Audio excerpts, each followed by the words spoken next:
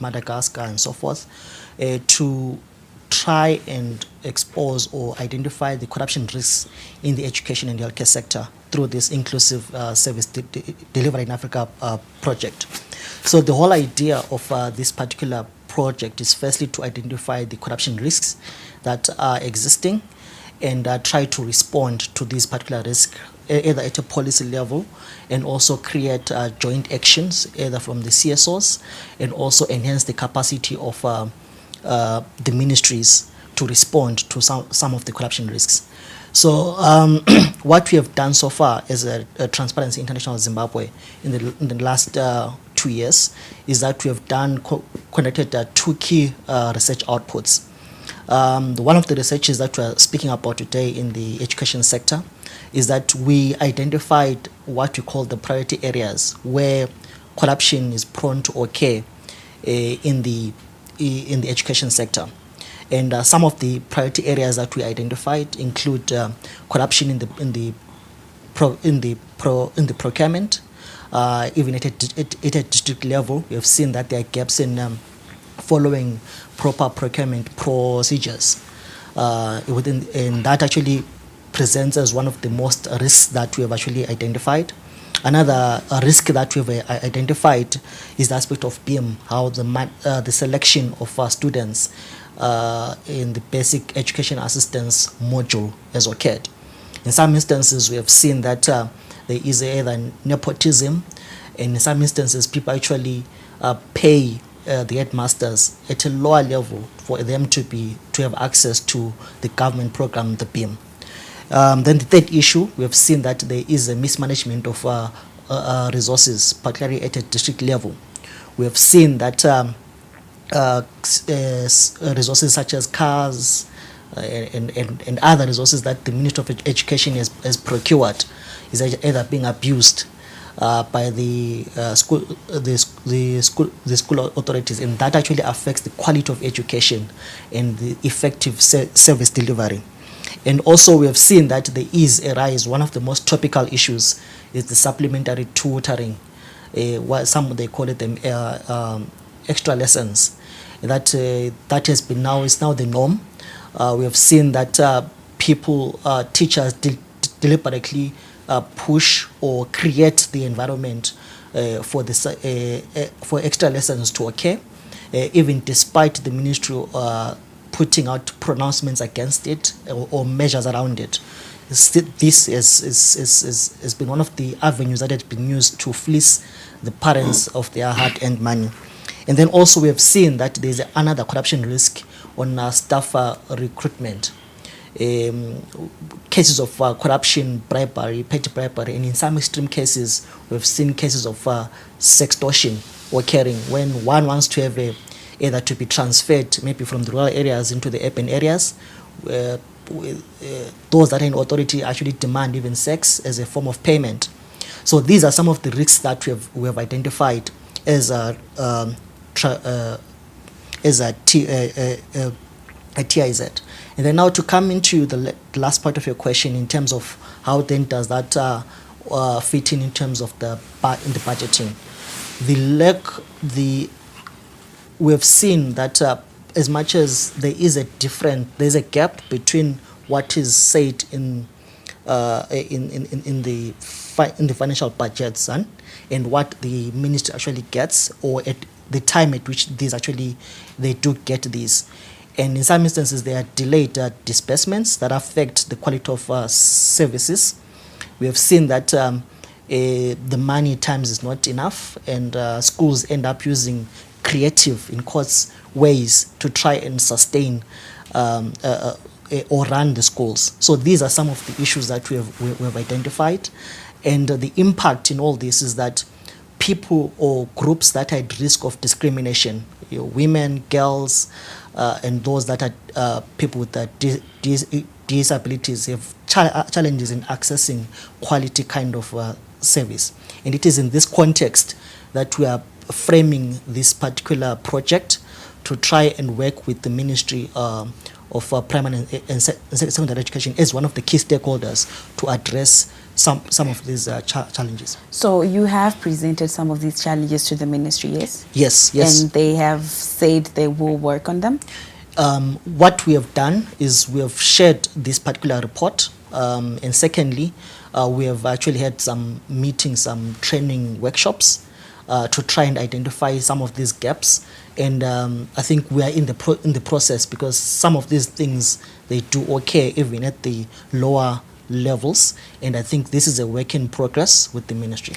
Now, Tongana, confirmation that the report has come to your desk, and I'm sure you have read and seen the findings from the SDIS project. What is your take from that? What are you doing, rather, as the ministry, in order to address some of these challenges that have been posed?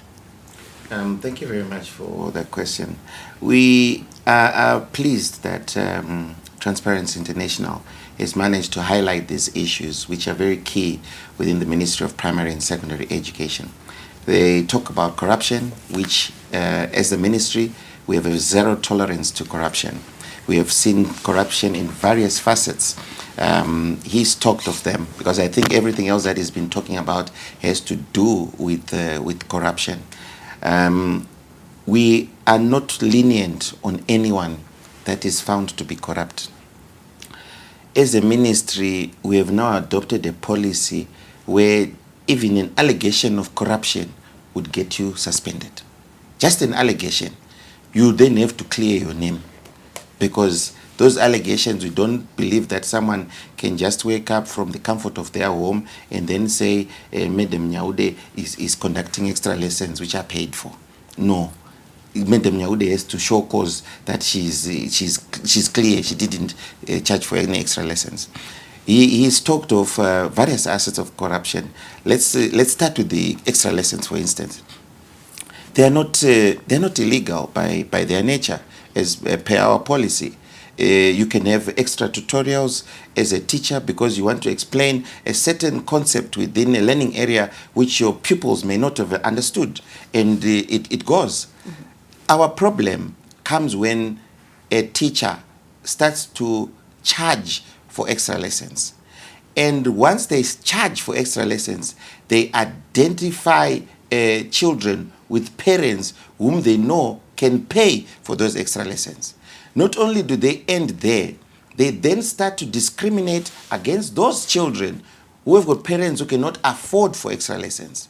So what then happens is that these children with parents who pay for extra lessons then receive the curriculum and the effective teaching and learning, whilst the others, even though they've paid school fees, they are then disadvantaged. This is where the corrupt element of extra lessons comes into play. There are some who are even very daring that they conduct these extra lessons within our schools, within the classroom premises. That then becomes abuse of office, because the office of a teacher is the classroom. Mm-hmm. Now, if you are then identifying certain pupils for them to pay, and then you're also then using the same facility which is being provided by government to use that office as your haven to conduct those extra lessons, we have a problem with that sort of corruption.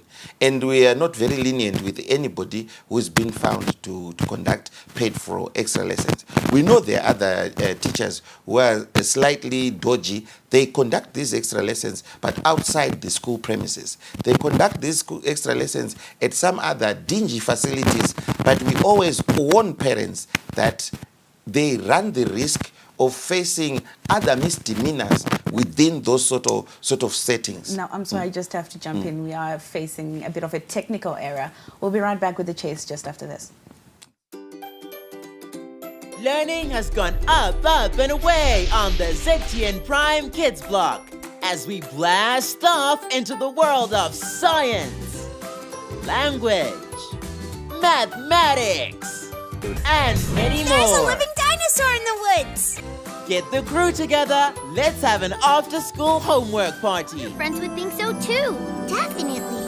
It would be nice if everyone could enjoy them. Aliens. Unicorns. I wonder what the unicorns would wear. Remember, learning is fun when you're tuned into ZTN Prime. Boy Robo to the rescue! The ZTN Prime Kids Block. Catch it Monday to Friday from 3 to 5 p.m. on DSTV channel 294. Get the picture?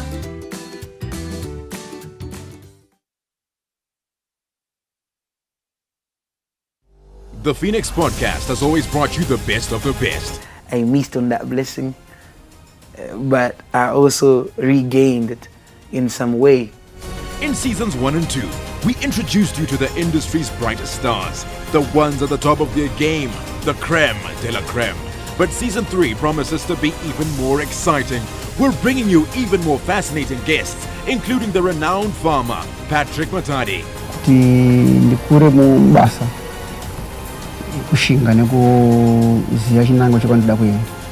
And to top it all off, our very own host, Ken Sharp, will be stepping out of the interviewer's chair and into the hot seat as he gets interviewed by a surprise guest host. From the boss, we've been beaten, but we're not beaten yet. We can still rise. Konapo Konapo, Ipapo, Bazetian Prime, DSTV channel 294, the place to be.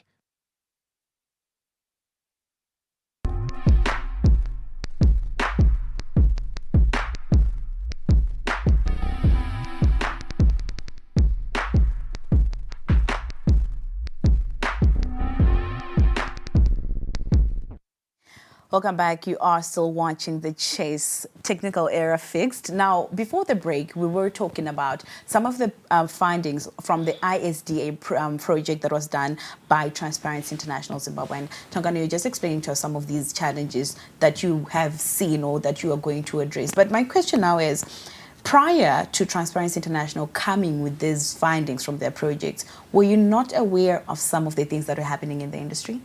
We are very much aware of these issues that have been happening in delving our sector, the education sector.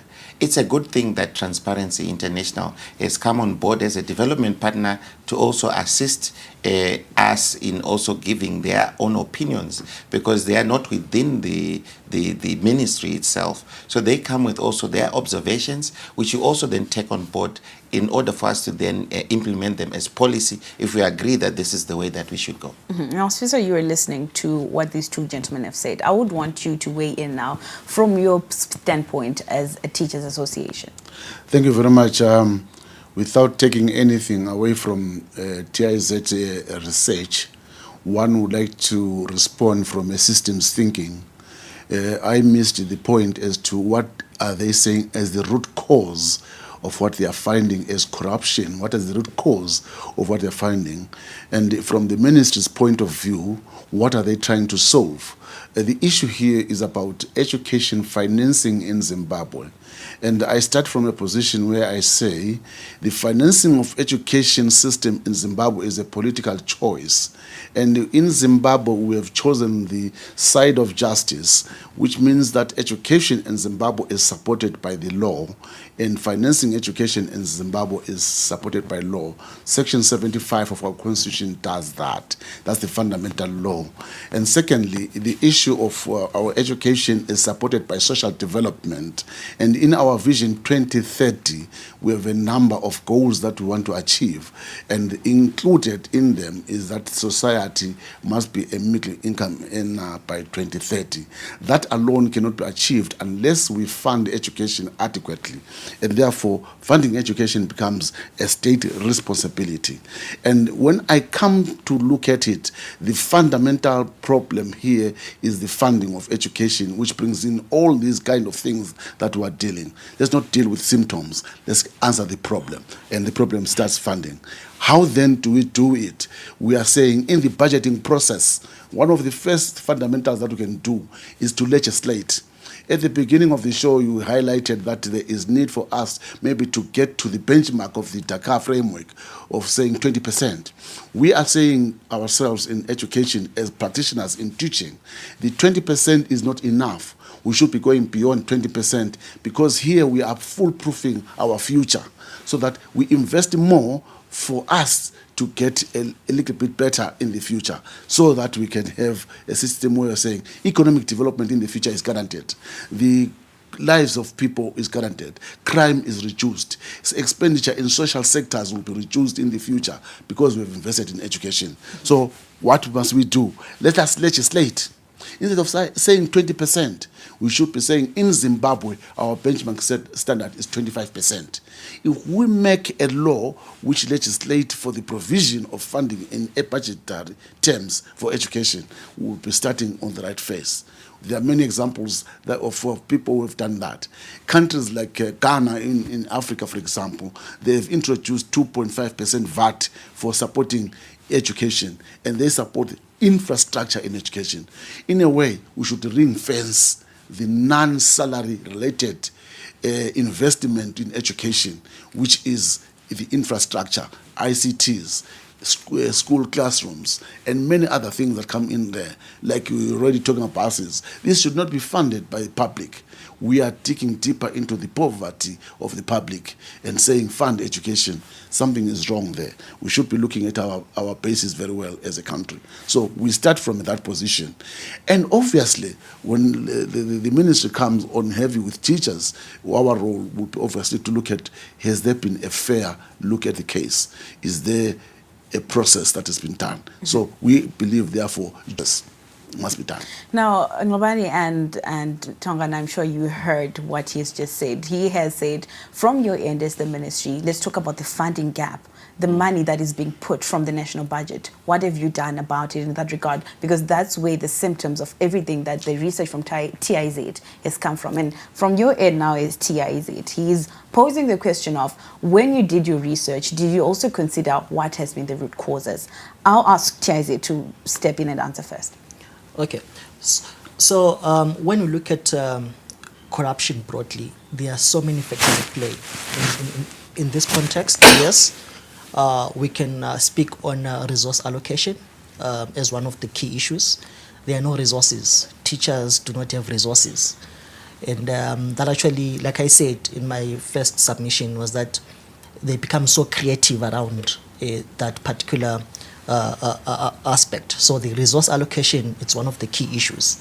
Secondly, we need to understand that teachers, the education sector, works also within the broader context of the political, economic and social context in Zimbabwe, where already in other studies we have indicated that there is a culture of corruption.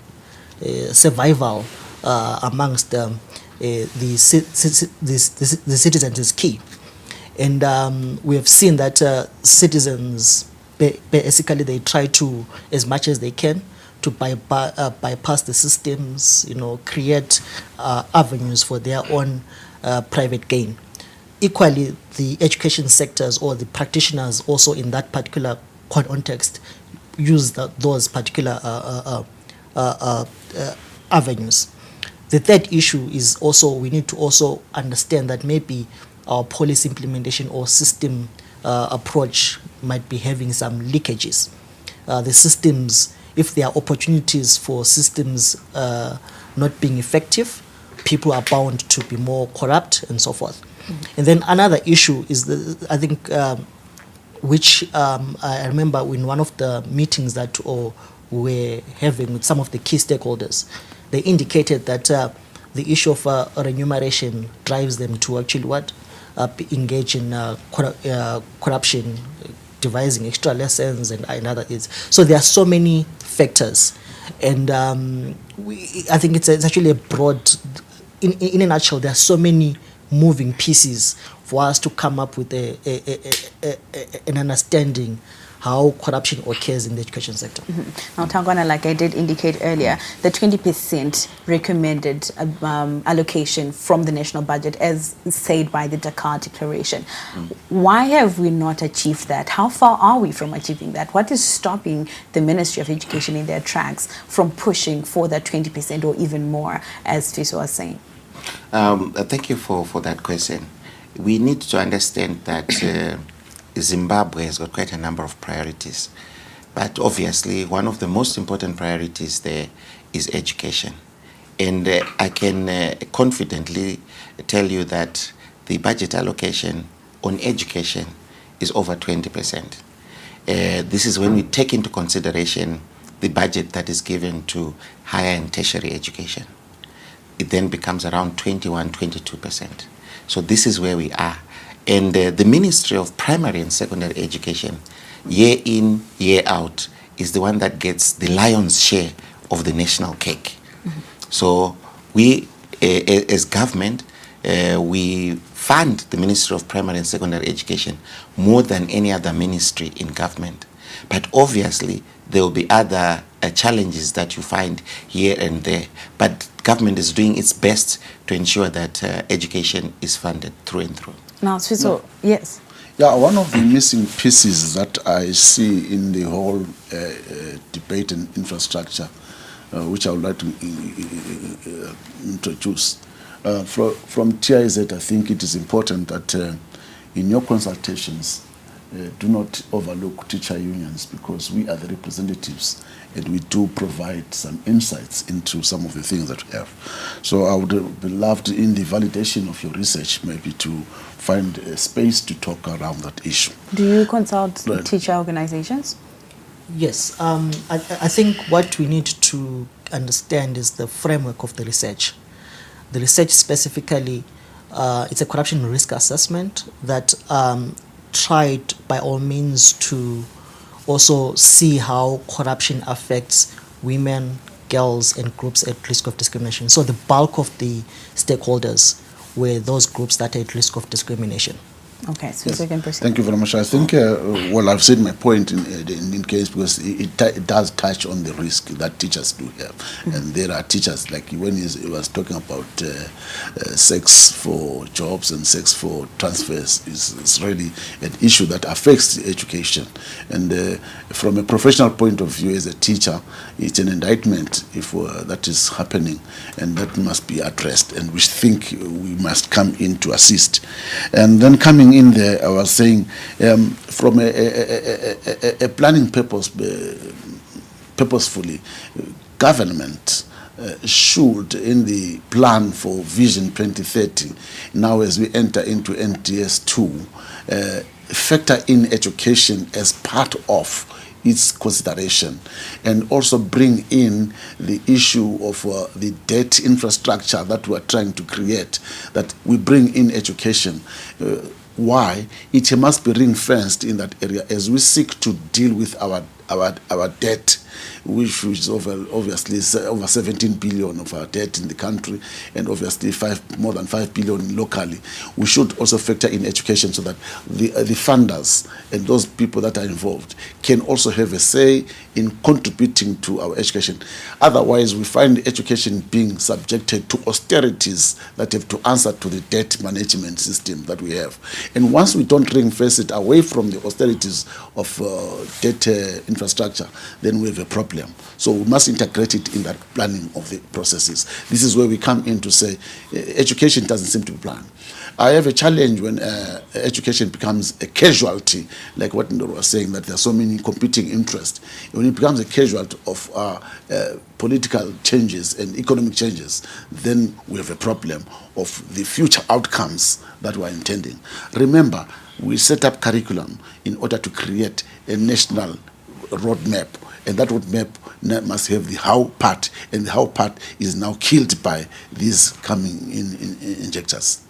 Now, from what he has said, he has given us the reassurance that the allocation from the national budget is actually about 21%, so to speak, if it is divided amongst the primary sector as well as the tertiary sector. From your perspective as the unions, do you see this budgeting working? Has it been working for education systems so far?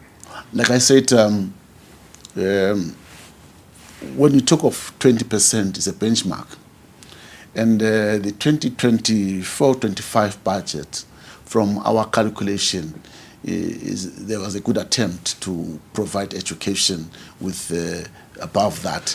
It's 19.6 for our primary and secondary, and a little bit added to higher and tertiary, then we can go to 21.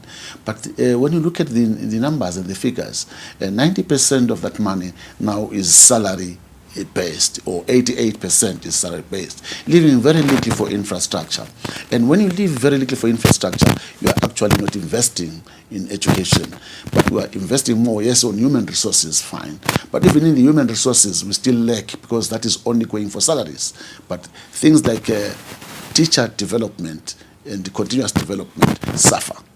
If you could just explain to us from your end as the ministry, how does the budgeting work? When the money comes in, how are you allocating it and how are you distributing it across the education sector in order to address some of the challenges that are now being, are now being brought up by TIZ's projects, for example? For instance, you'll find that, let me start with the one that was raised by TIZ, the issue of the basic education assistance module. That budget lies within the Ministry of Public Service, Labour and Social Welfare, which then is then transferred to us as the Ministry of Primary and Secondary Education, because BEAM is seen as a social safety net for those that do not have, the vulnerable ones, so that they can be have their school fees paid for. We're now supporting about 1.5 million pupils. That money is normally for those who are orphans and vulnerable children. And we are there as a ministry to ensure that it benefits those who are vulnerable or orphans. Where we have problems, we have problems when a child who's the child of a civil servant, the child of a businessman, a member of parliament, a community leader, we have a problem when that child is on BEAM. It shows that there's an element of corruption that has happened and occurred. I can assure you that last year, I think was it last year, we had a head somewhere, must be Marsh East, who had his child on BEAM, a head of a school, and I think the deputy head. And those were arrested. They should still be serving their time. So these are the issues that we look at as the Minister of Primary and Secondary Education, that when that money comes, how has it been utilized? When we get our own budget, we have got priorities that we've put in place.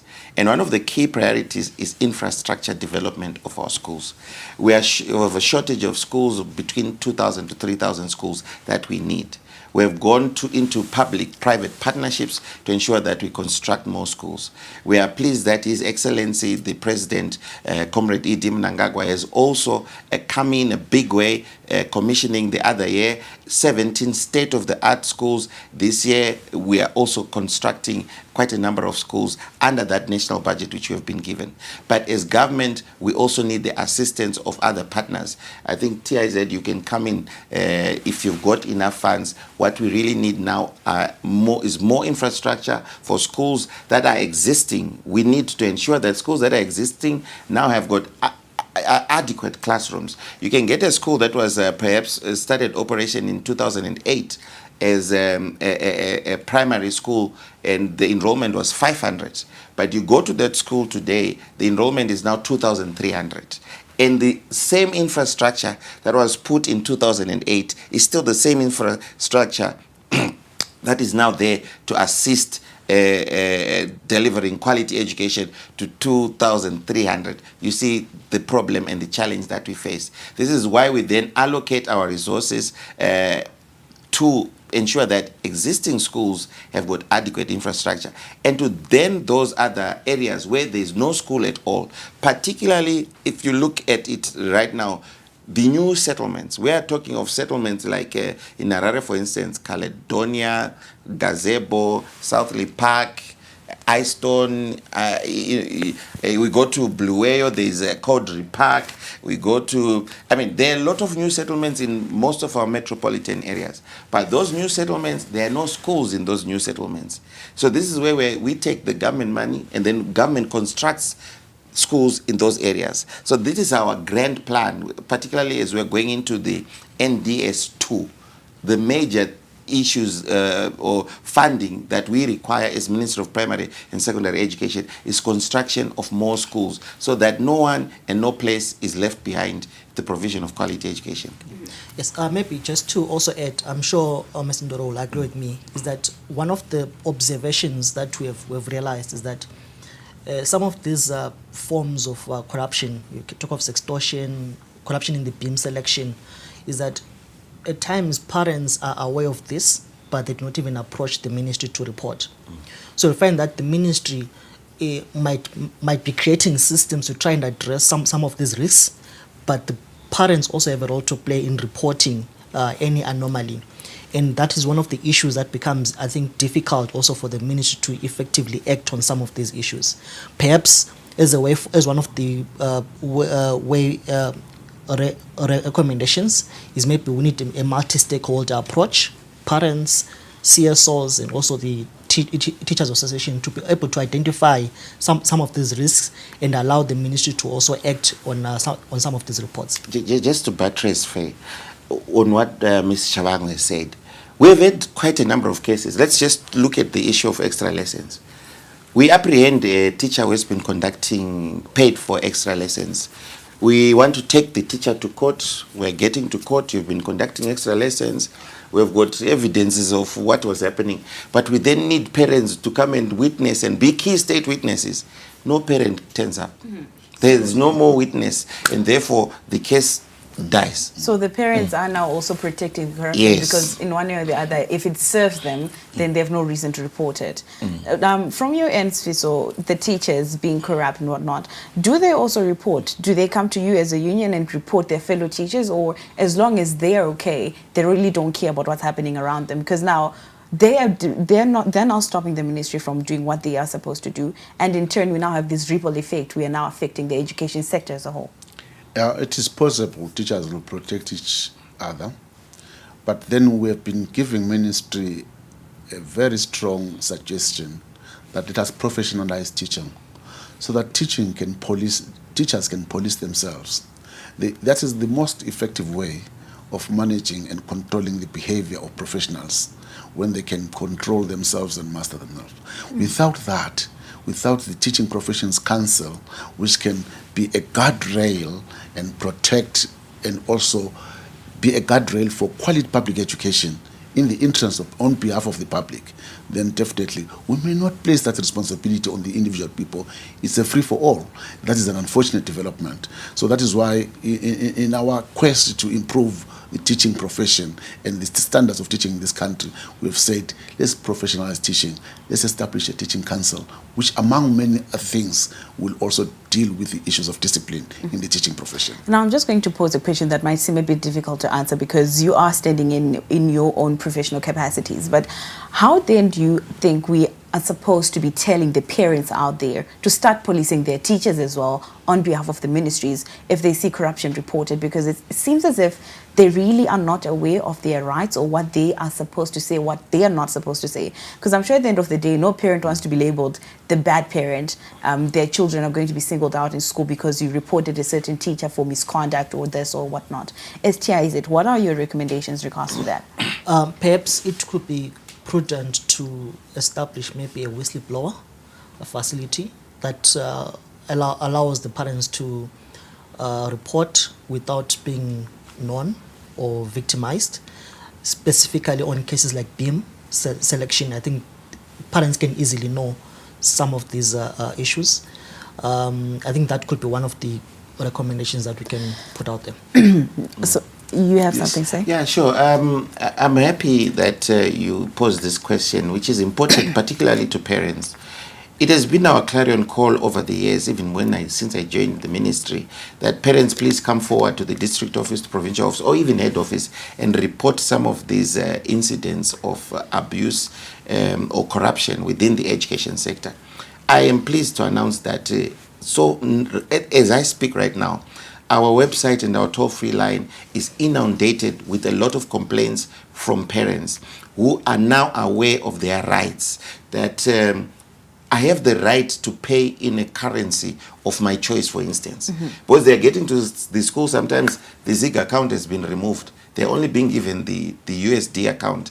They come to us in less than 12 hours, we'll have solved those issues. So because we are able to solve the issues that they report in a very timeless manner, they are now coming in droves. Some, and it's far and wide. Chirezi, Slovela, Lupani, Mbire. They come, and the parents, they contact us. They've got our details, and we're solving their issues no matter where they are in Zimbabwe. So one thing I like from your response is the fact that you speak of inclusion. Yes. Everyone has to report what's going on, despite where they are, their location, yes, and you're going to act on it. Yes. But then... Yes, I think without looking at the end result, let us also look at the contributing factor. Let's make education justiciable. And if an individual is expected to pay for fees, what should be the ministry be doing to encourage parents to pay fees, because it is in the absence of those fees that the quality of education will be variable. The implementation of curriculum will be variable. Those who are elites in their own making will have access to education. Those who are poor have no education. Who cannot access it and report what he's saying may not even have the roots to complain. So in this instance, let us make education equitable by ensuring that the funding aspect is also protected. It's protected by law. What do we do to a parent who does not make contribution to the development of their own child? That's very important. And that now poses my next question: the disparities that exist within our education sector. You all agree with me, or you might choose to disagree with me, that there is still some sort of gap in regards to the quality of education offered in urban areas and peri-urban areas, and we go down to the rural areas. There is still some sort of challenges that we are facing. Take, for example, the issue of infrastructure, textbooks, stationery, the internet, like Siso has just highlighted. As the ministry, what are some of these interventions that you have implemented in order to address some of these gaps so that education is equal for everyone, no matter where they are or where they are learning? One of the biggest interventions that we have done as the Ministry of Primary and Secondary Education is to capacitate and provide leadership courses. A school is what it is today because of the head of the school. And you can see this between schools that have got a radius of 3 kilometers. At one, they're serving the same community. At one school, everything is above board. The lab is full, the furniture is new, there is internet, there is the facilities, the grounds are green. And I'm talking of rural areas. 3 kilometers away, there's another school which has got the same community which it is serving, but the infrastructure is downtrodden, the children are unkept, there's no internet, there's no electricity, there's no backup generator, there's no solar, there's no commercial project at the school, whether it's poultry, it's rabbit, there's nothing. 3 kilometers away, everything else is there. It's an issue of leadership. This is where we then have to remove some of the heads and then put them at other schools. And we also remove champion heads from the schools that they've upgraded. We take them to other schools that are lower and they bring them up. We have got champion heads who have rotated 5, 6, 7 schools, and they left an indelible mark on those schools by raising the standards, regardless of where they are, whether it's in the rural area, it's in peri-urban, or it's in urban. It's a question of leadership.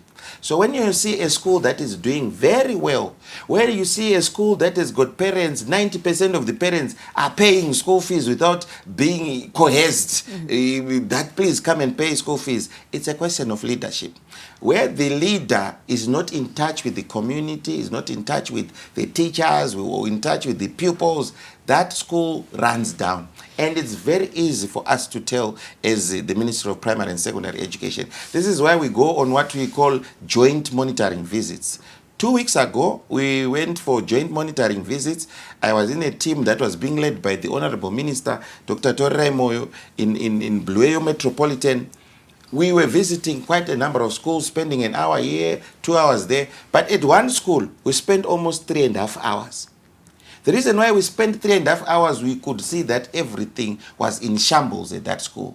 There was no capacity, the head did not have capacity, the deputy, everything, everybody was just doing whatever they think is necessary. Manjake, right? Because the leadership is weak. So it's a question of leadership, and this is why we're capacitating our school heads to ensure that they uplift the quality of our education. Now, it must not only on you, but I want to post questions for you. So now, you are a teachers association. Do you, in your respective associations, also make sure you are teaching the teachers how best they can lead and how best they can help upgrade the schools? Because it does not make sense if they have funding, but you do not know how to use the money. Because at the end of the day, you're just going to use it for things that don't matter, and the school doesn't have stationery, it doesn't have what it needs in order to run properly. Thank you.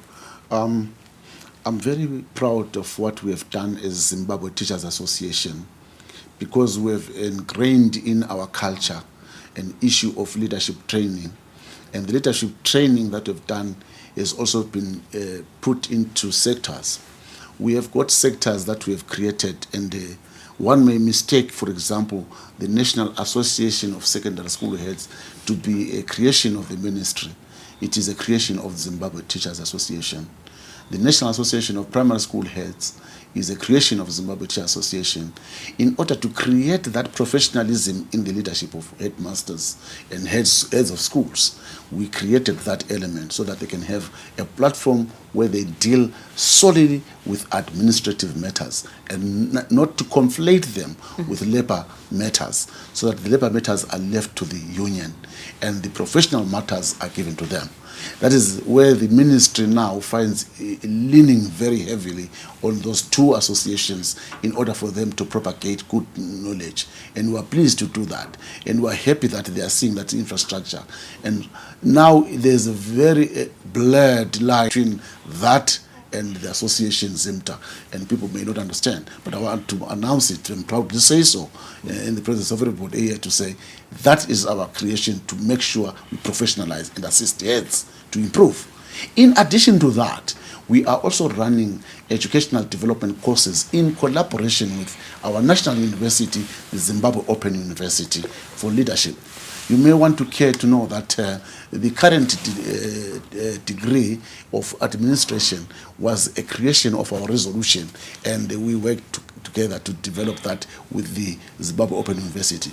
And now we have now launched a new program together with the Rabindranath University of India and also of Zimbabwe Open University. Artificial intelligence training for teachers and leaders. So that is how we contribute to the improvement of what we see as a gap in the continuous professional development of educators. Now, the general consensus during this entire discussion has had to do with the issue of budgeting and finance in regards to the education sector.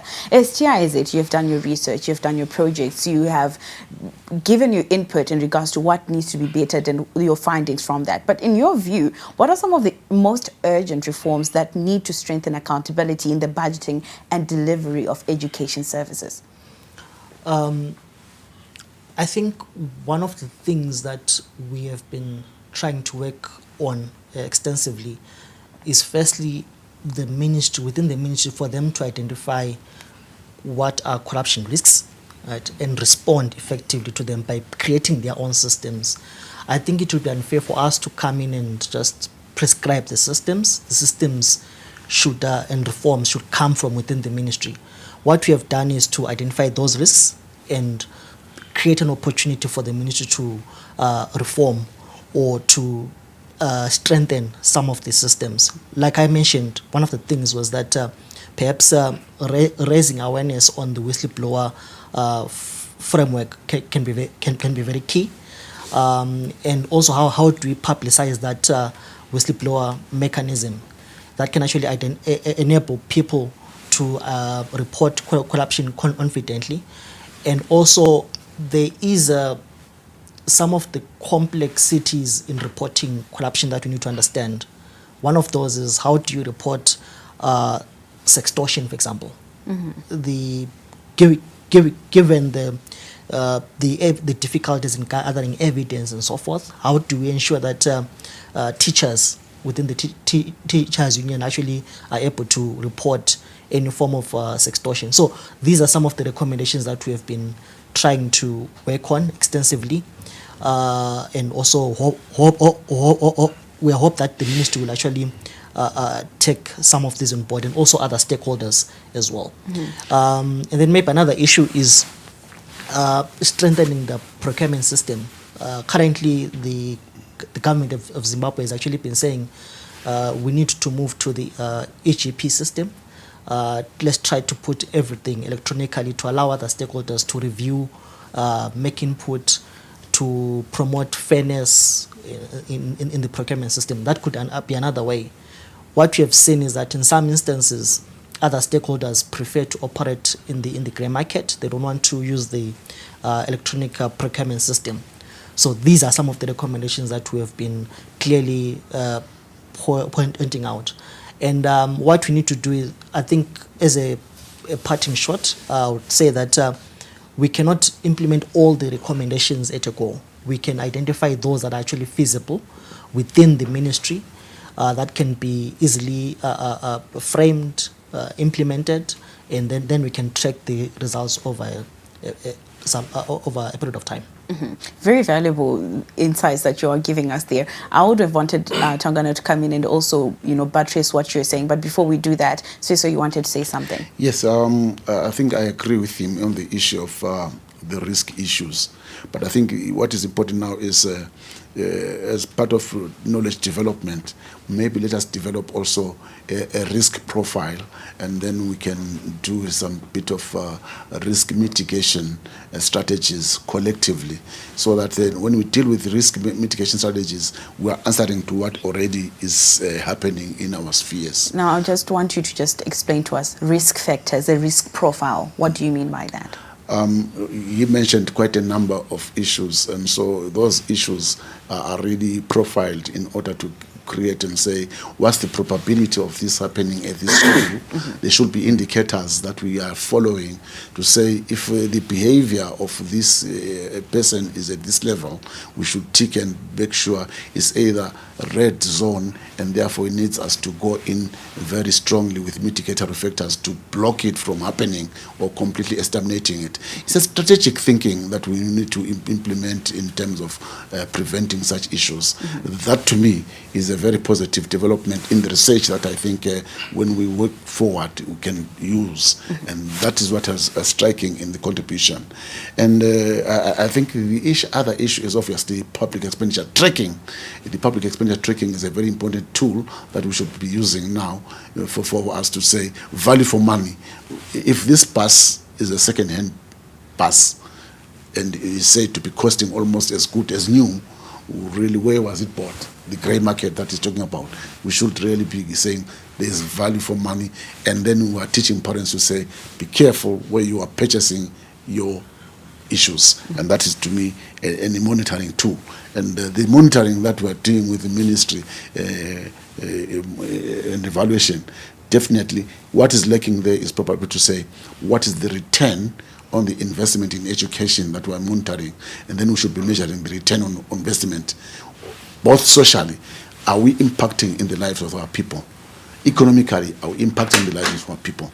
That is where education should be evaluated, and we see whether there's value for money there. Now, some of the points that they're raising, or some of the major indicators they are putting to say how can we curb corruption or inefficiencies within our education sector, is by reducing human interaction in regards to procurement of goods and materials. What is your take on that? How best can you as the ministry leverage on technology in order to help address some of the core challenges that have caused corruption thus far?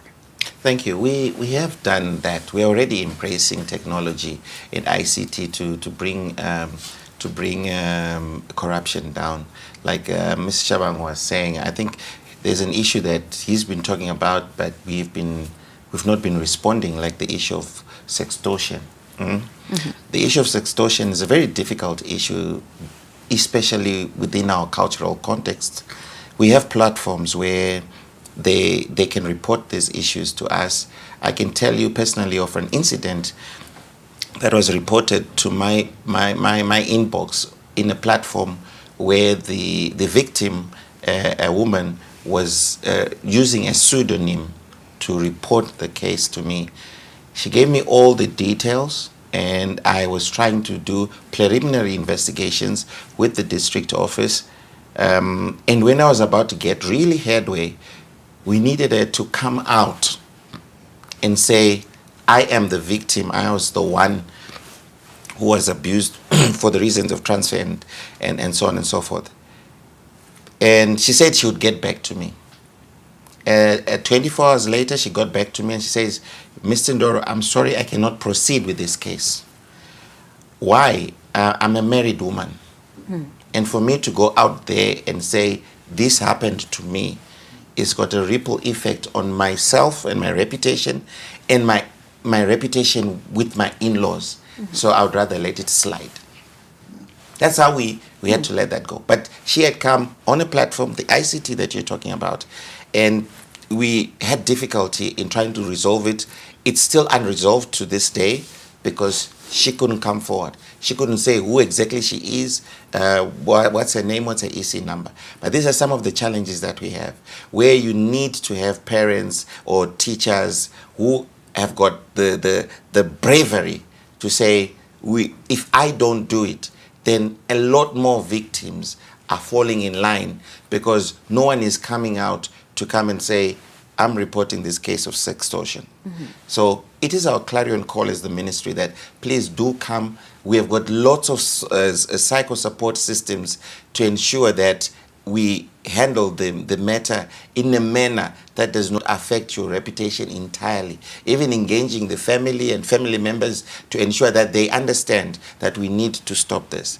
Then also in the issue of embracing ICT to curb corruption, I can give you another example of what we do, particularly in terms of applying for Form 1 boarding places. You notice that we don't allow parents to go to schools to solicit for a Form 1 boarding place. It's all online on our EMAP system. Factor in your child's candidate number. So they're just candidate numbers and center numbers. The name of the child is not even there. The heads of the schools with boarding schools, they just get in, they get this candidate and that candidate and that candidate, maybe based on their results. And then afterwards, the child can then see on the platform that they have been accepted at Mont Casino, they have been accepted at St. Ignatius, they have been accepted at Regina Mundi. There is no human interface. So these are some of the strategies we're putting in place. I can assure you that in terms of transfers and recruitment, the same is also in line. Now, allow me now to jump in because we have less than 5 minutes left, and then I would like to ask to quickly just speak on another system that you have implemented to track how far it has come. As TIZ, you've said some of the issues in your research have had to do with some vulnerabilities to do with women and girls. Just quickly, if you could just tell us, what are some of those issues that you've highlighted? And if Tongana, if you could just come in and tell us about the early warning system, the EWAs, in regards to school dropouts, and how also as teachers that is also helped you in your work. Like I did say, it's just now 5 minutes, so we don't have plenty of time. Okay, so I'll just say briefly, all the corruption risks that we have identified have a triple or double effect on women and girls or groups at risk of discrimination. What I think that's the fundamental issue that we have identified, that corruption is on its own discriminatory, because you are asking someone who have access to income to pay a bribe. You are asking someone who is maybe at a certain level in society to part with either with their money or so forth for them to access a specific service. So in the case that women or broadly or groups that are at risk of discrimination are already in the lower ends of the society, they find it difficult to either pay a bribe to access that service. You talk of extra lessons, you talk of BEAM and so forth. So they actually left out in the whole developmental matrix. Sfiso?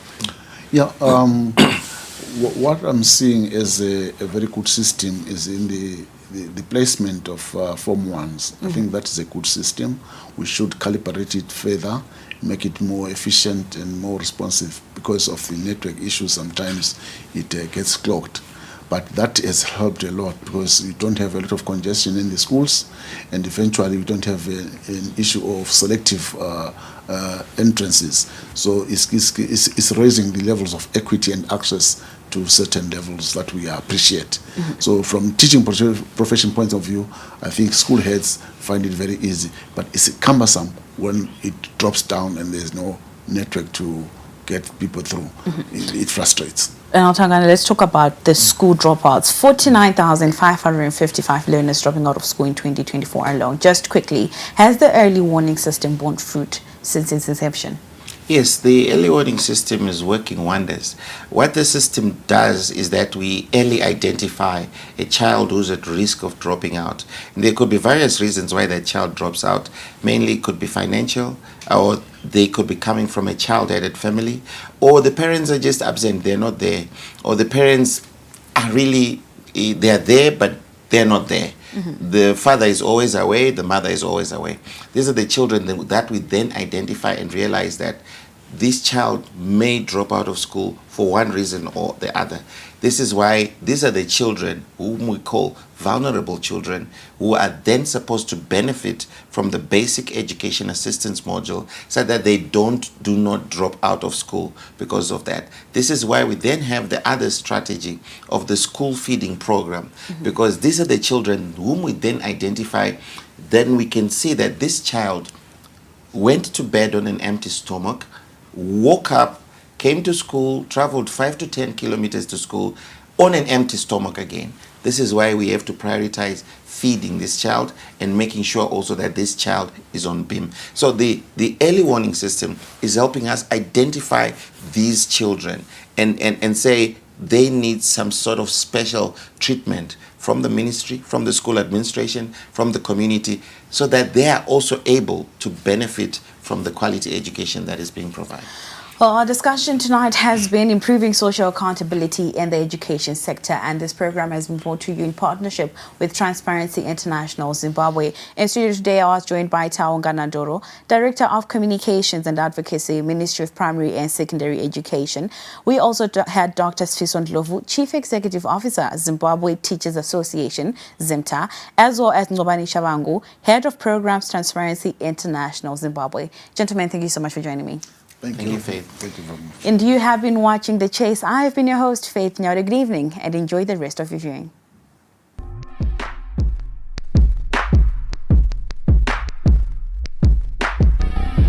ZTN Prime subscribes to regulations governing broadcasting services in Zimbabwe. All programming is produced and aired within the framework stipulated by Broadcasting Authority of Zimbabwe. For complaints or general feedback, kindly contact us on Twitter at ZTN Prime, Facebook at ZTN Prime, Instagram at ZTN Prime, TikTok at ZTN Prime, or WhatsApp us on +263 71 817 8745, or email us on our website feedback@ztn.co.zw.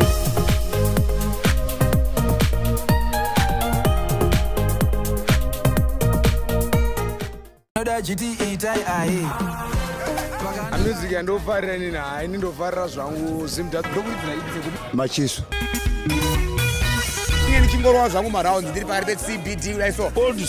Old school, chair, old school,